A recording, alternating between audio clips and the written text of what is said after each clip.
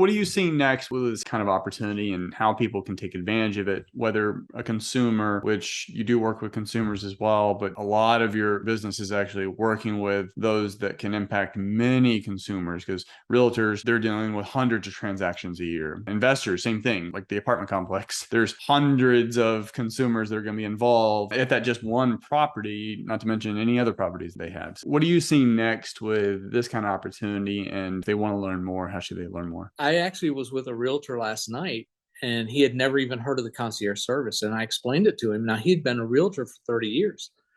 And I said, Mark, do you have any idea how many transactions you've done over 30 years? He goes, oh my gosh, a lot. And I said, and how much are you getting paid today on them? And he said, I'm not making a dime. Guys, this is the future for real estate professionals. Elon Musk makes business in a lot of different, he makes money in a lot of different sectors. Okay. Realtors are going to have to look at that because times get tough. You got to have what I like to call the bridge between closings, an income that comes in, whether you're closing deals or not.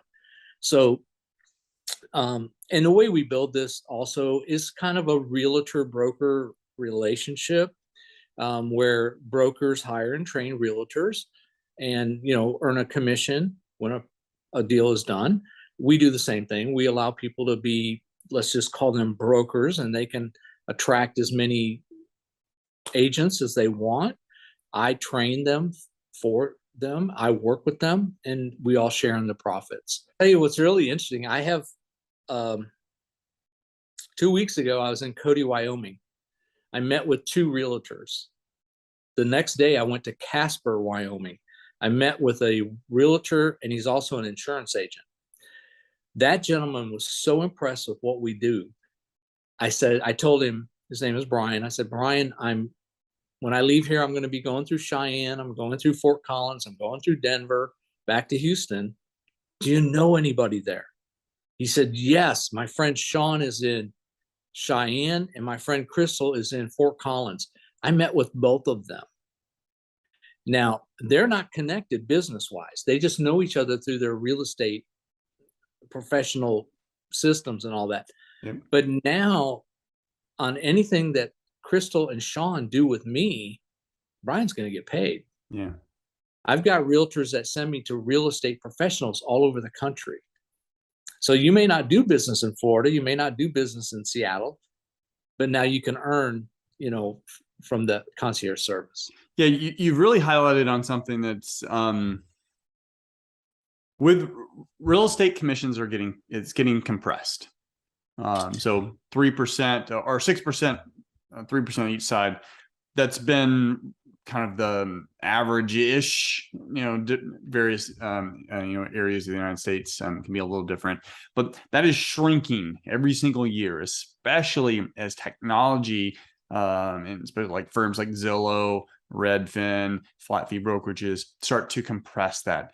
So, and then now we've got this huge class action lawsuit, that's threatening buyers agents commission.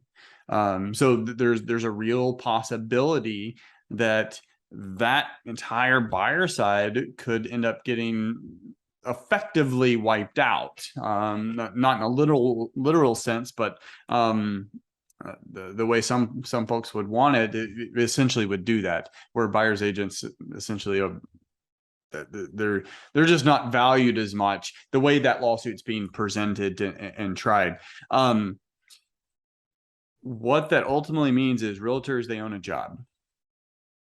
You own a job, just like a W-2 employee, just like a house flipper or wholesaler. Every single transaction, they're out of a job. Like you said earlier, once that transaction's done, they can do it again and again and again. And it's a great way to make money. You can build a tremendous business out of that. But the moment you stop, or the market pulls back, or some regulation shifts, regulates it down, takes it away, you're vulnerable. And the only way that you can insulate your business from that is to diversify your income sources. So now I talk all the time about diversifying marketing sources. If you're only going after expired listings, well, maybe you should try, once you nail that down, maybe you should try a different marketing source like Google Ads instead of just cold calling expired listings. So that way, when one dries up, you've got other ones to support you. Same thing with income streams.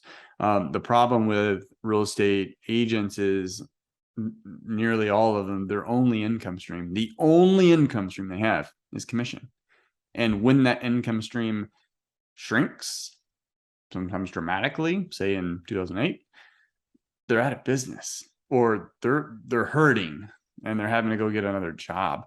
And it's one of the reasons why I love EXP, because they built like a 3 income stream model. So like now every agent has the opportunity to be supported by 3 different income streams: commission, also equity, also revenue share, plus whatever else they're doing, which for me, real estate investing. And then things like this concierge service that you're saying. So it makes a lot of sense why agents would be receptive to the message. One, it adds value to the client. That's always a win. 2, it adds recurring revenue, and that's nice, right?